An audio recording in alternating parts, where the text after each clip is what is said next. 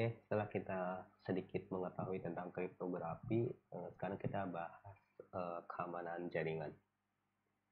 Oke, jadi keamanan jaringan ini adalah suatu praktik atau teknik untuk melindungi jaringan komputer dari ancaman dan penyusupan.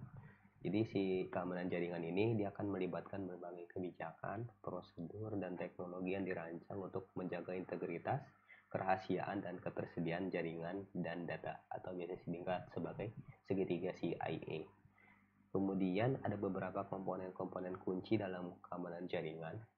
Yang pertama itu ada TCP or IP atau Transmission Control Protocol atau Internet Protocol. Ini terdiri dari IP, kemudian ada TCP dan ada UDP. Kalau untuk IP ini bertanggung jawab untuk pengalamatan dan routing paket data antar perangkat di jaringan.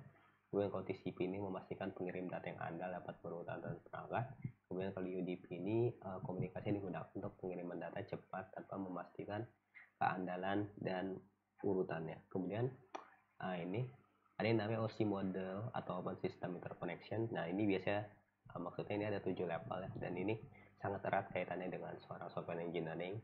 Yang pertama itu ada layer 1 media fisik, jadi ada kabel, ada sinyal, kemudian data link, kemudian ada network, transport, session, presentation, kemudian ada application. Nah kita sebagai developer itu ada di level 7 application, kemudian di level 6, kemudian di level 5. Oke, kemudian di level mana lagi ya? Udah sih, kayaknya kita sebagai developer itu nanti bekerjanya di layer 5, layer 6, layer 7. Selanjutnya ada yang namanya firewall. Jadi di sini ada packet filtering firewall, kemudian ada step encryption firewall, kemudian ada proxy firewall. Nanti silakan teman-teman baca aja, kan slide-nya sudah saya berikan. Selanjutnya ada intrusion detection system atau IDS. Ini juga merupakan network based IDS atau NIDS. Jadi dia ini akan memonitor lalu lintas jaringan untuk mendeteksi aktivitas mencurigakan. Kemudian ada host based IDS. Kalau yang ini dia memonitor aktivitas pada host individu, sistem operasi dan aplikasi. Jadi hanya ada di lokal area tersebut. Misalkan scope-nya itu hanya ada di laptop, ya dia monitor aktivitasnya di laptop aja. Tapi kalau yang ini nih, yang network itu secara keseluruhan, baik yang tadi apa sistem operasi aplikasi, intinya kalau mereka masih di satu lalu lintas jaringan ya bisa dideteksi gitu. Selanjutnya ada yang namanya ada yang namanya Intrusion Prevention System. Jadi dia ada network based IPS, jadi dia tidak hanya mendeteksi tapi juga mencegah ancaman dengan memblokir lalu lintas berbahaya. Nah, mungkin teman-teman pernah gitu mengunjungi satu situs dan mereka ini kayak semacam melakukan pemeriksaan terhadap jaringan Anda ya kan. Nah, ini contohnya seperti itu.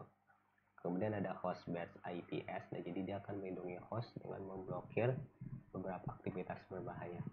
Nah, selanjutnya ada VPN atau Virtual Private Network. Jadi VPN ini adalah koneksi aman antara dua titik melalui internet publik, memberikan privasi dan keamanan data. Cuma saya masih ragu sih kalau misalkan kita menggunakan VPN, apakah kita masih bebas gitu, terbebas dari yang namanya 14 ACE. Nah, di sini saya nggak berani gitu menyebutkan 14 ACE itu apa.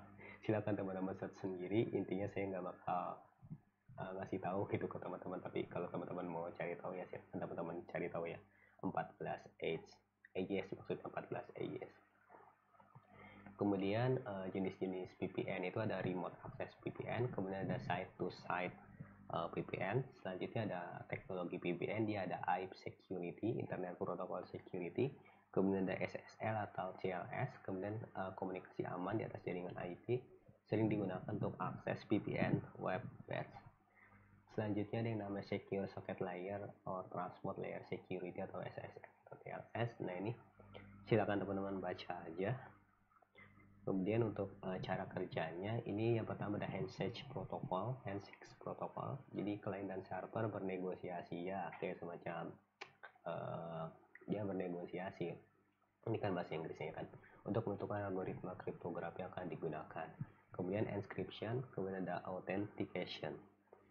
Selanjutnya untuk implementasinya gimana sih? Nah, teman-teman juga pasti sering melihat kan ada situs yang bernama HTTPS, ada HTTP. Nah, perbedaan Perbedaannya kalau HTTP itu mereka tidak dilindungi oleh SSL atau tidak menggunakan TLS untuk mengamankan komunikasi ya. Terus ada yang namanya FTP Secure yang diamankan dengan TLS atau Transport Layer Security. Selanjutnya ada beberapa best practice nih dalam keamanan jaringan. Jadi kita juga sebagai developer juga harus tahu ya kan, walaupun layer kita kan tadi layer 5, 6, 7 ya kalau di OC layer, tapi nggak apa-apa, kita juga harus tahu. Yang pertama itu ada segmentation, kemudian regular update, kemudian ada strong authentication, kemudian ada encryption, kemudian ada monitoring and login, kemudian ada security foliage. Nah seperti itulah apa tadi, keamanan jaringan.